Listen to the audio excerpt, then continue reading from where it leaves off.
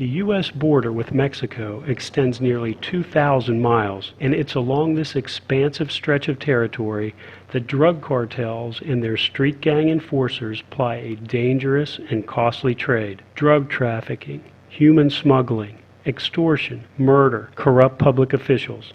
All these crimes represent a multi-billion-dollar industry, and they pose a threat not only to communities on both sides of the border, but to our national security as well. What we do have on the U.S. side of the border are kidnappings, corruption issues, and the illegal drug trade that goes through, the cash that's flowing south, the weapons that are flowing south, and the drugs that are flowing north. To combat the drug trafficking organizations and other criminal elements on the border, the FBI partners with Mexican law enforcement and many federal, state, and local agencies on task forces targeting drugs, violent crime, and public corruption. The stakes are high. Just one corrupt border guard could potentially put the entire country at risk. The problem we have with a corrupt border guard, someone who's at that border checkpoint who can wave a truckload of whatever through. That could be a truckload of narcotics, it could be a truckload of illegal aliens, it could be pieces to the next dirty bomb that comes into this country.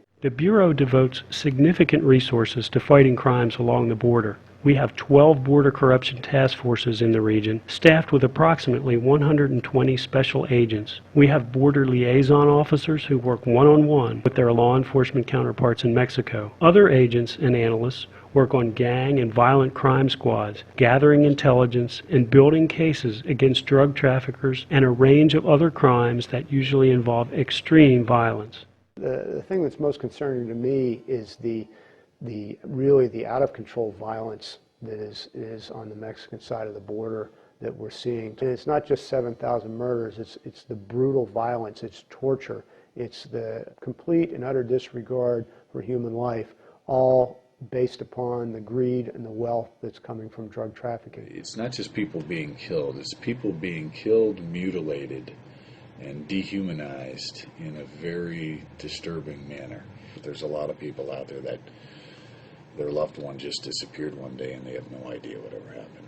It's the way they do business, because they not only want to kill, they want to send a message with every time they kill someone. The epicenter of the violence is Juarez, Mexico, located just across the border from El Paso. To stem the tide of violence associated with the cartels, we work closely with EPIC, the El Paso Intelligence Center, a multi-agency operation run by the Drug Enforcement Administration. We work with all our federal, state, and local law enforcement partners to really have a no tolerance for crime in El Paso as much as possible. We're an active participant in EPIC and benefit from that every day. Despite the continuing violence, the head of our Criminal Investigative Division sees signs of hope on the southwest border. Working with partners like the DEA and Customs and Border Protection, we have had many successes in shutting down drug pipelines and putting corrupt border guards in prison. I believe we're making a dent in it. We are putting a lot of resources down there. We're focusing these resources on what we believe to be the biggest targets, the most important targets. We work with our state and local partners and other federal partners to enforce the various laws that we're charged with along that border.